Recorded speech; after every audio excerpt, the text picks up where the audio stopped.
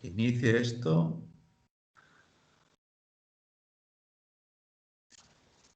Vale. Ya está grabando. Perfecto. Bueno, Hola, buenas. Bienvenidos todos. Hoy estamos en otra entrevista aquí en Lenovotics con Hernán. Mi nombre es Marcos, soy el responsable de comunicación digital y hoy vamos a hablar con un profesor de robótica y electrotecnia en el Centro de San Nicolau de Sabadell. Bienvenido, Hernán. muchas gracias, Marcos. Muchas gracias por venir. ¿Podrías presentarte, explicarnos un poco qué has estudiado, a qué te dedicas, quién eres, etcétera? Sí, claro.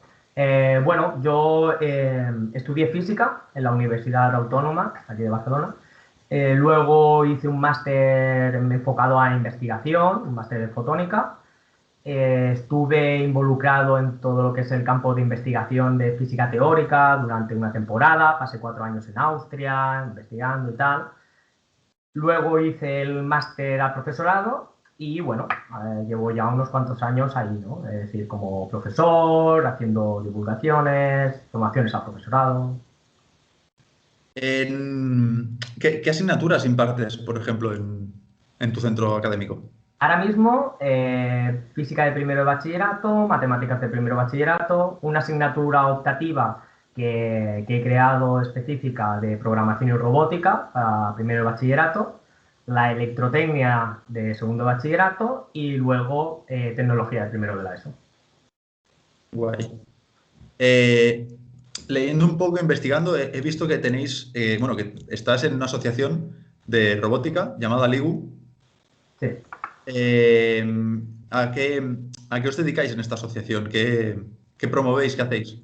Sí, bueno, esta asociación somos pues, una agrupación de profesores o de gente muy interesada en los ámbitos de científico-tecnológicos y que nos dedicamos principalmente a hacer divulgación, a compartir pues, los conocimientos, a intentar sobre todo establecer puentes entre lo que serían pues, conocimientos más modernos o punteros y pues quizás niveles o adolescentes que están con eso, ¿no? A nivel de secundaria, bachillerato, y nos enfocamos en eso, en robótica, ciencias. Tenéis página web, ¿no? Sí, Ligu, punto es. ligu.es, cierto. Vale. Más que nada, en esta entrevista me gustaría, ya que eres profesor de robótica, nosotros en Lenovotics estamos especializados en la robótica educativa, que nos explicaras un poco cómo está, en qué situación está actualmente la robótica en la educación. ¿Qué, qué cosas se pueden mejorar? ¿Dónde estamos bien? ¿Dónde no estamos tan bien? Claro, es una pregunta difícil de responder, ¿no? Creo que claro, es que depende mucho, ¿no? Porque ahora mismo no hay un consenso, ¿no? No, es algo muy nuevo, todavía no ha habido tiempo a que haya, yo qué sé, vamos a suponer, ¿no? Como unas matemáticas o una lengua o otras asignaturas que está muy claro, ¿no? Un alumno de primero de eso tiene que saber hacer esto y esto y esto en matemáticas. Un alumno de tercero de eso tiene que saber hacer esto y esto, ¿vale?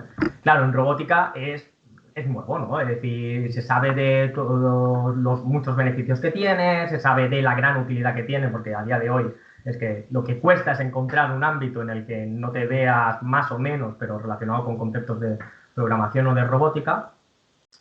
Y claro, yo considero a mi parecer, claro, porque es que aquí esto al ser así tan nuevo, pero a mi parecer ahí es donde yo le encuentro quizás un poco el punto, ¿no? Es el punto este de qué tendría que saber y qué no tendría que saber determinados alumnos, pues eso, si decimos que lleva toda la ESO haciendo programación. Entonces, ¿esto cómo se traduce? Ya te digo, en otras asignaturas, en otras materias está muy claro, ¿no? O incluso en idiomas, ¿no? Pues yo tengo el nivel C1, yo tengo el nivel D1, claro. Robótica, creo que falta un poco, pues, faltarlo, formalizarlo, tener claro cuáles son las bases, qué es lo que luego puede permitir llegar a un nivel más, o una base que te permita especializarte en diferentes cosas.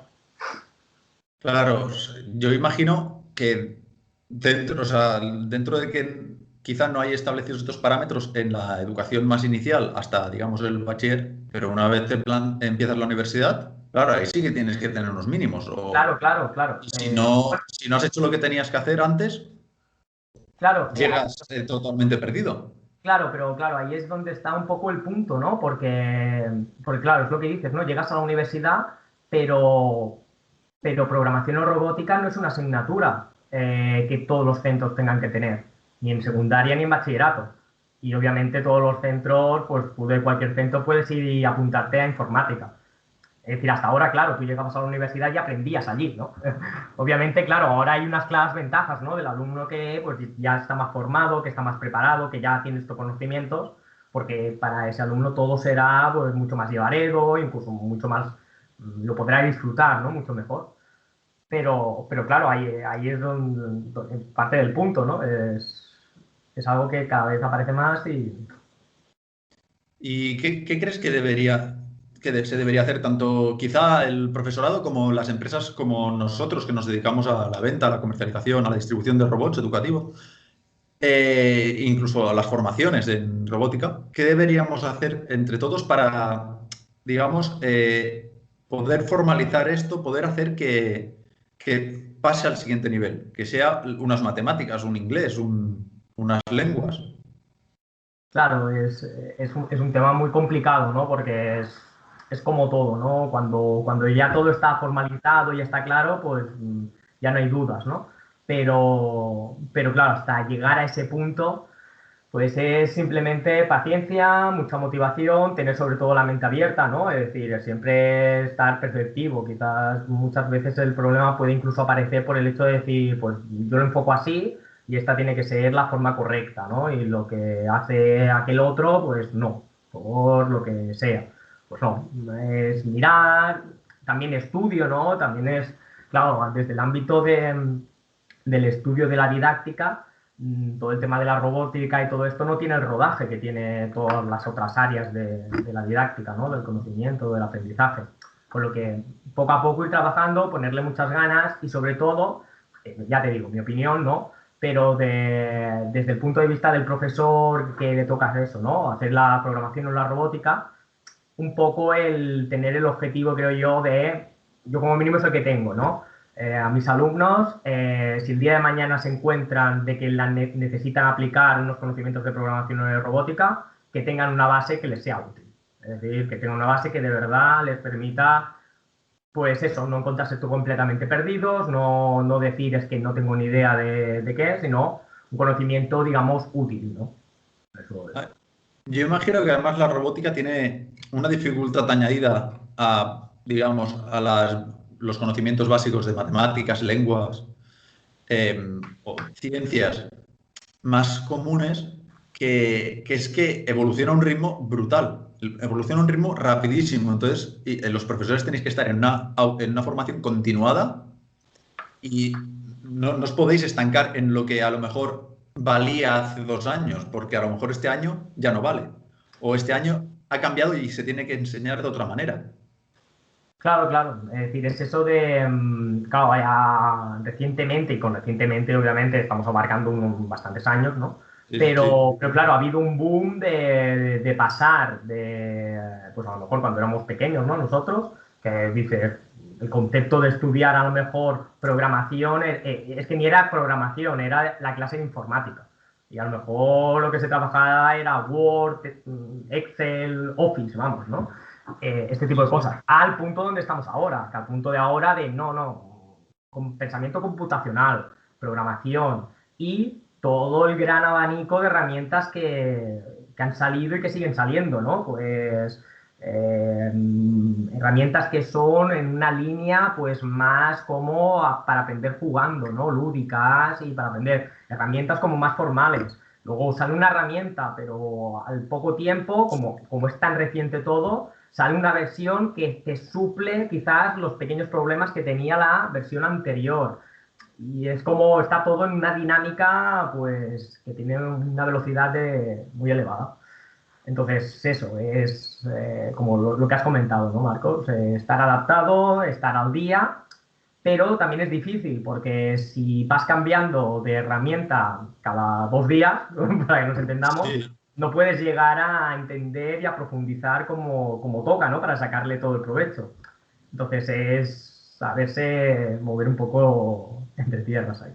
Claro, es que el cambio es abismal. Yo cuando estudié de informática, a mí lo que me enseñaron al principio era a escribir en un Word. O sea, me ponían una plantilla con formas, o sea, con animales o lo que sea, y yo tenía que rellenar casillas con su nombre, escribiendo en un ordenador, algo súper simple.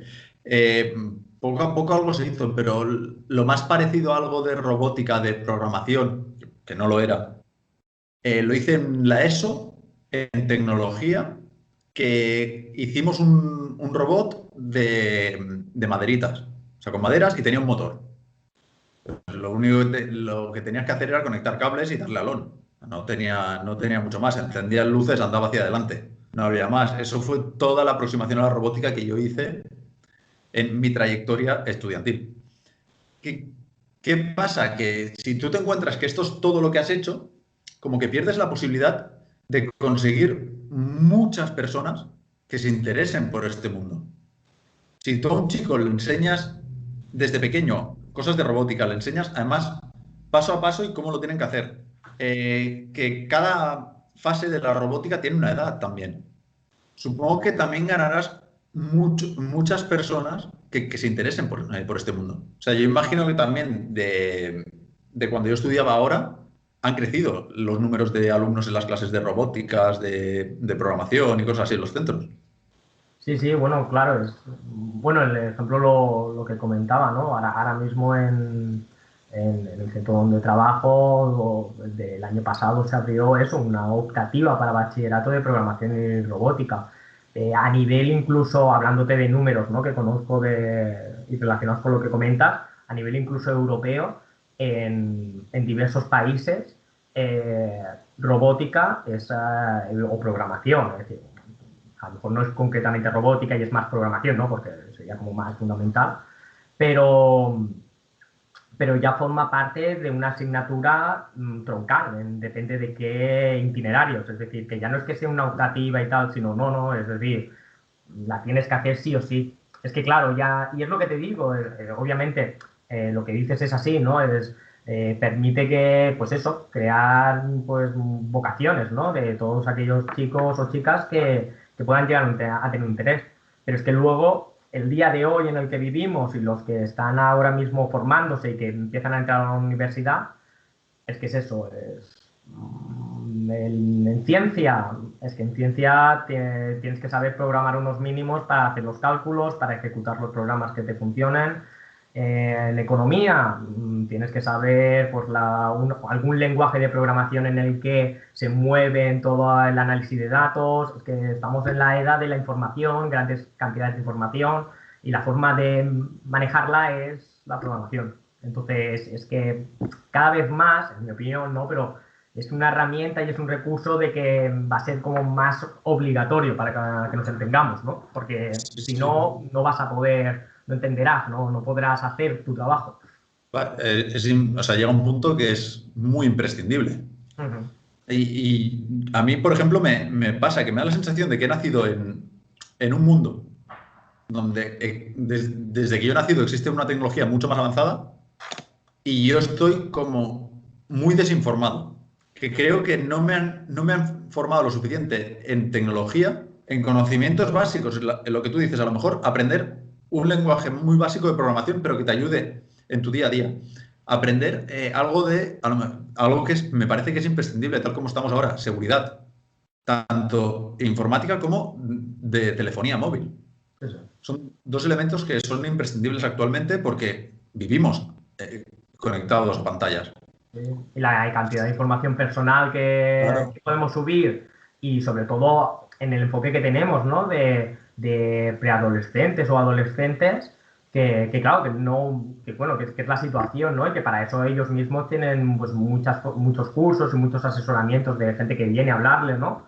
Como en otros temas, ¿no? De educación en la calle, que viene el policía o educación sexual, que viene pues un especialista, pues también está ahí, ¿no? Porque es una gran información que ellos no son conscientes, que están subiendo y lo que se dice muchas veces, ¿no? Que una vez lo ha subido a la nube, ahí se Ya queda. está. Entonces se tiene que vigilar mucho.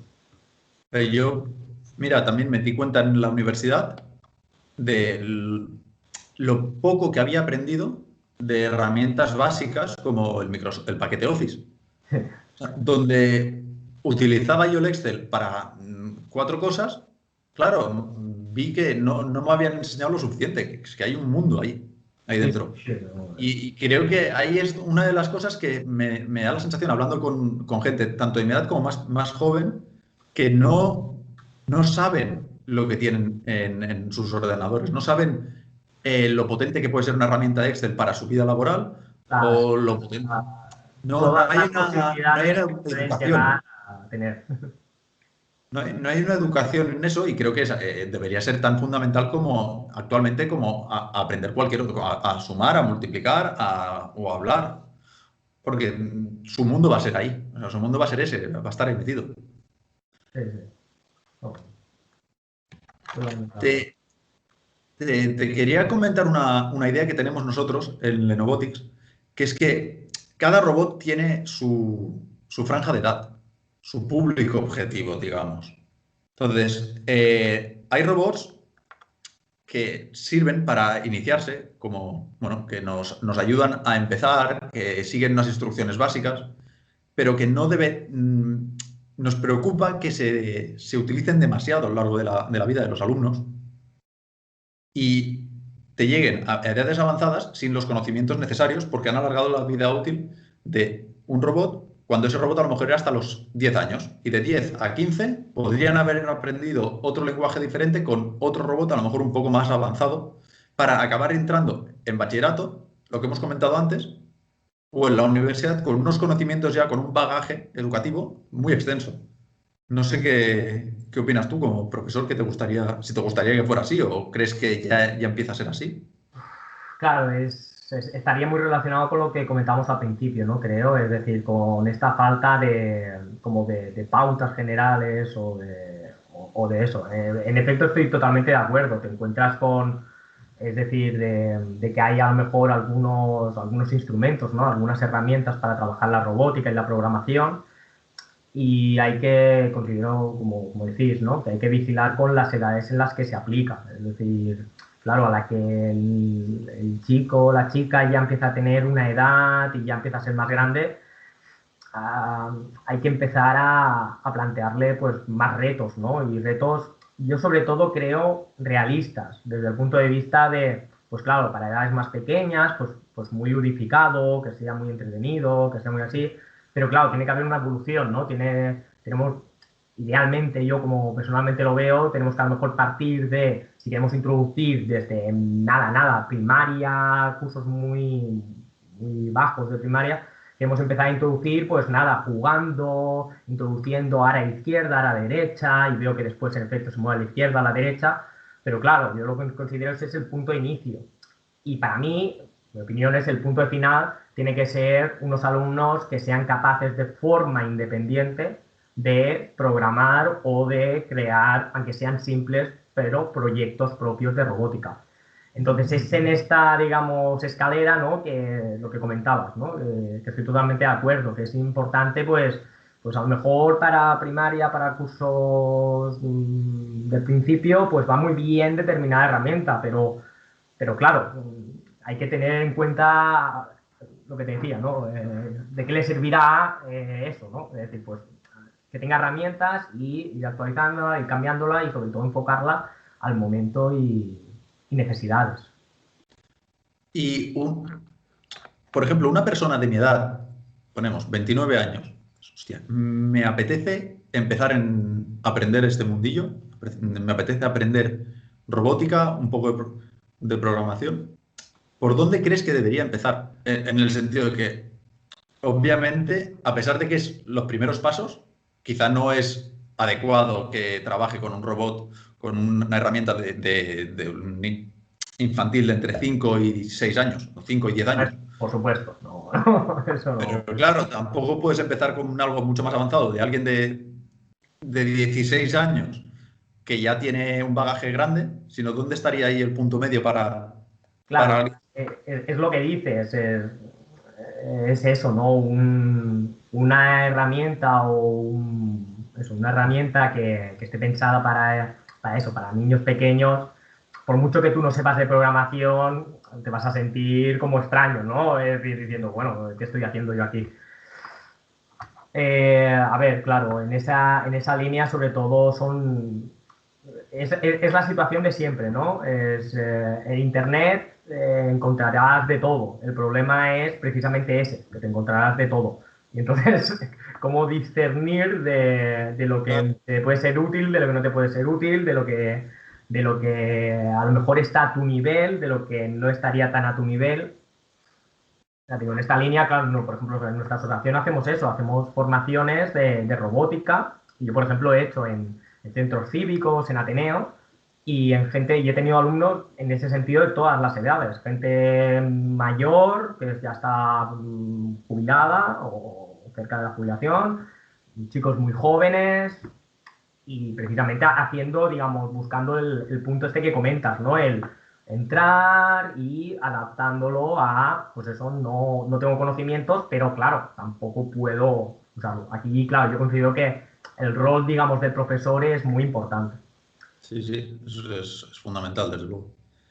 Y bueno, no sé si es así, pero claro, yo veo a mí me hablan de una clase de robótica, de programación y tal, y me la imagino, aparte de tener un fundamento teórico, la veo como una de las clases que debe tener más parte práctica, de aplicación y todo esto de lo que aprendes teóricamente. No es como, digamos, sin faltar a una literatura o algo así, sí, No, que, pero otras ramas claro, que no es que sea de esto, pero que claro, que trabajas conceptos, pues más eso, ¿no? Pues obras literarias, por ejemplo, que decías, ¿no? exacto, Pero que claro, no puedes estar manipulando, por así decirlo. efectivamente.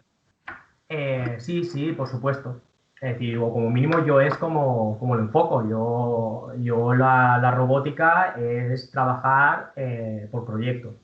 Pequeños proyectos donde cada vez vamos cimentando las bases de lo que será un conocimiento, pues al final suficiente como para poder llegar a diferentes ramas.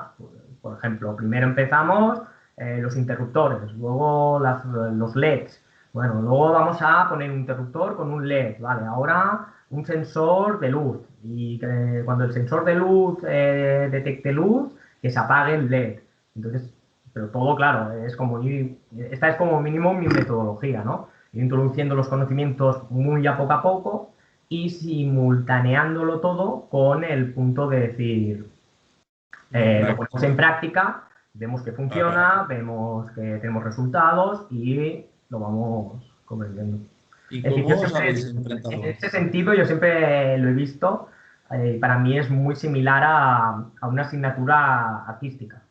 Ujú. Y es algo que muchas veces les comento a los alumnos, ¿no? Desde el punto de vista de, pues, si tú estás haciendo una asignatura artística, pues, es decir, tienes que practicar, tienes que pintar, tienes que hacer, pues, cuadros, ¿no? O esculturas, y hacer otra y practicar más. Y luego, aparte de eso, también tiene una componente en este sentido, del material, ¿no? Es decir, pues si tú estás en esa asignatura, pues no tendrás un pincel y será el pincel que utilizarás para todo. Tendrás un pincel para diferentes cosas, tendrás unas herramientas, tendrás el soporte para ponerte las cosas. En este caso en concreto que hablamos, ¿no?, de la robótica, es que es igual, ¿no? Porque tú, si estás trabajando en robótica, pues tú tendrás tus sensores, tú tendrás tus componentes. Tú, cuando quieras hacer un proyecto determinado, dirás, ay, pues mira, me voy a buscar este sensor que me va bien para hacer esto. Al igual que en una asignatura, digamos, más artística, ¿no?, que es una comparativa que acostumbro a hacer, pues tú dirás, quiero dibujar este cuadro, necesito este tono de azul, este tono de rojo. Y es algo que yo, como mínimo, por mi experiencia, a los alumnos se acostumbra a chocarles, ¿no? Este enfoque, ¿no? Es decir, tienen una idea preconcebida muchas veces como más como de asignatura como muy dura, ¿no? Como de cuando se hace, digamos, en serio, ¿no? Es decir, de una forma rigurosa y tal, desde el punto de vista de, bueno, son conceptos muy complicados a trabajar, pero claro, yo siempre la he visto más así, ¿no?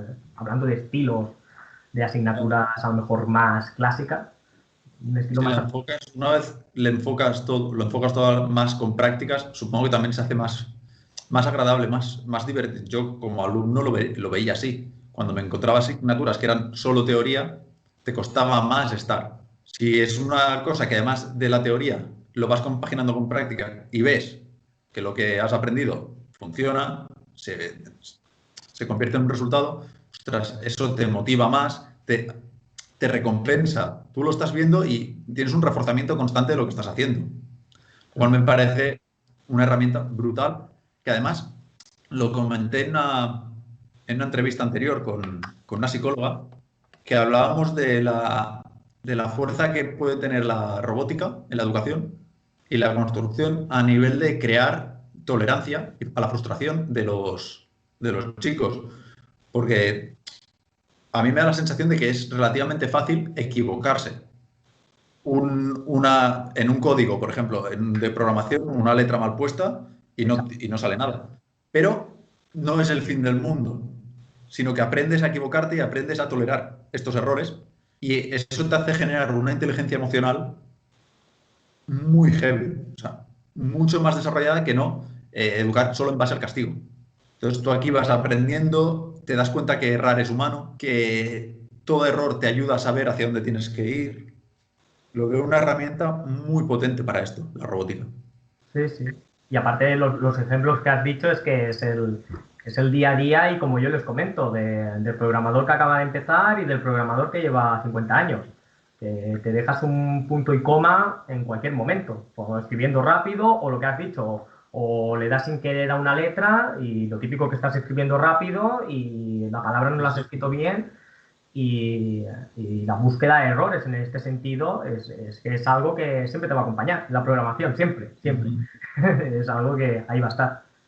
Y Eh, incluso lo que decías, ¿no? Ya no solo de ir por la frustración y todo eso, sino luego en las líneas que comentabas también antes de ello, el empoderamiento, ¿no? Que te da. Desde el punto de vista de luego, después de superar esa frustración, haber buscado ese error, el ver el resultado de cómo funciona. exacto. Sí, sí.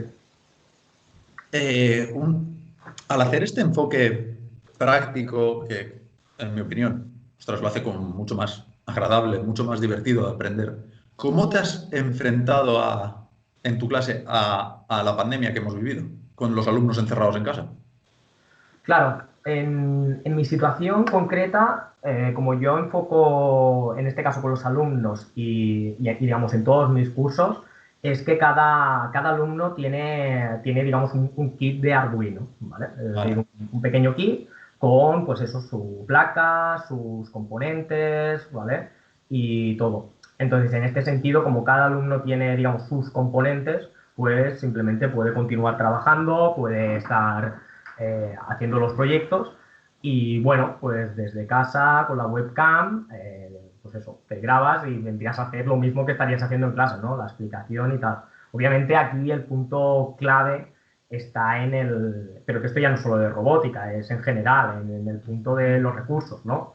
Pues claro, es difícil que siempre se pueda llegar a todos los alumnos, ¿no? Que todos los alumnos tengan todos los recursos, la disponibilidad y la forma de trabajar de esta forma telemática. Ese es el problema grave. Si no, pues eso, y trabajando con los componentes. Claro, si no hubieran los componentes ya todo se dificultaría bastante más. Bueno, la verdad es que sí, sí, claro, si dispones, por suerte, si disponemos del kit este que has comentado, es viable. Si dependiéramos únicamente de materiales que teníamos en el colegio, como cuando yo trabajaba, o sea, como cuando yo estudiaba, ahí se hubiera dificultado muchísimo, hubiera sido inviable hacer todo lo que habéis hecho. Es decir, la única opción es pasarlo todo a un formato virtual, ¿no? Es decir, intentar hacerlo todo de forma virtual, que también no lo hay, ¿no? Hay varias plataformas de simulaciones, Sí, eso iba a comentar, que existen plataformas de simulación de programación, de simulación de robótica, etcétera, para hacerlo totalmente online. Imagino que algunas incluso habrán surgido a raíz de lo que hemos vivido. seguro.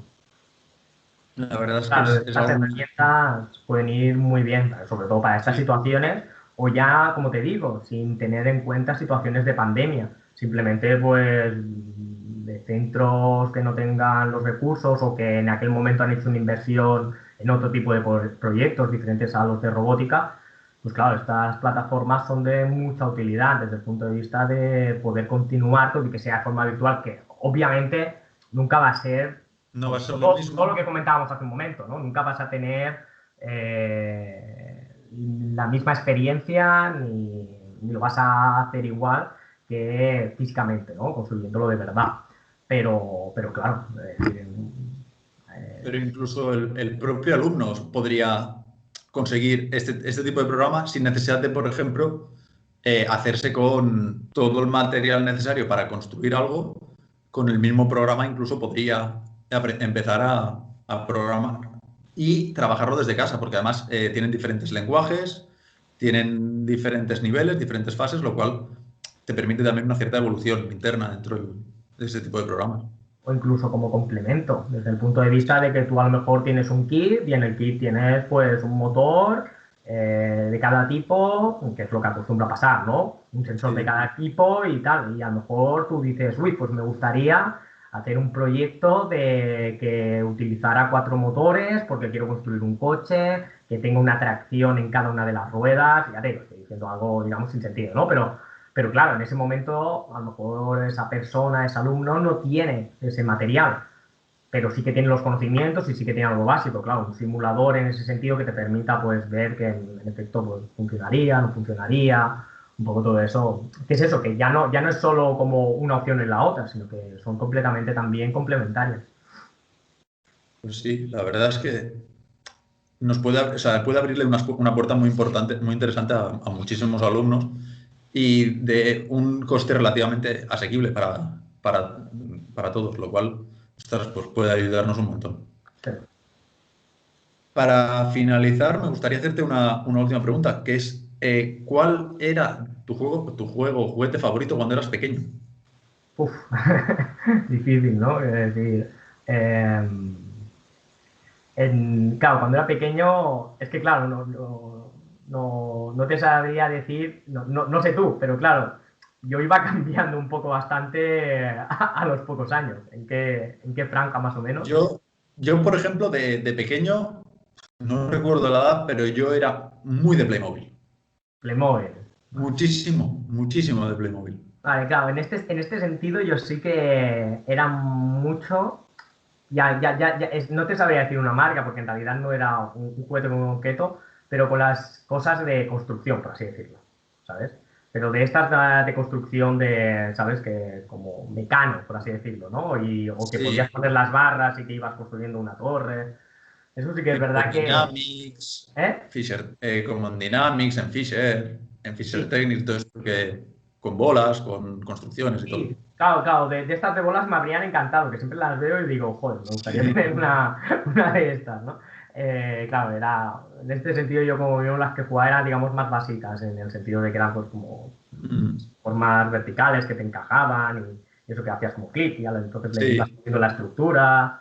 Eso me acuerdo que le dedicaba bastantes horas, digamos, ahí.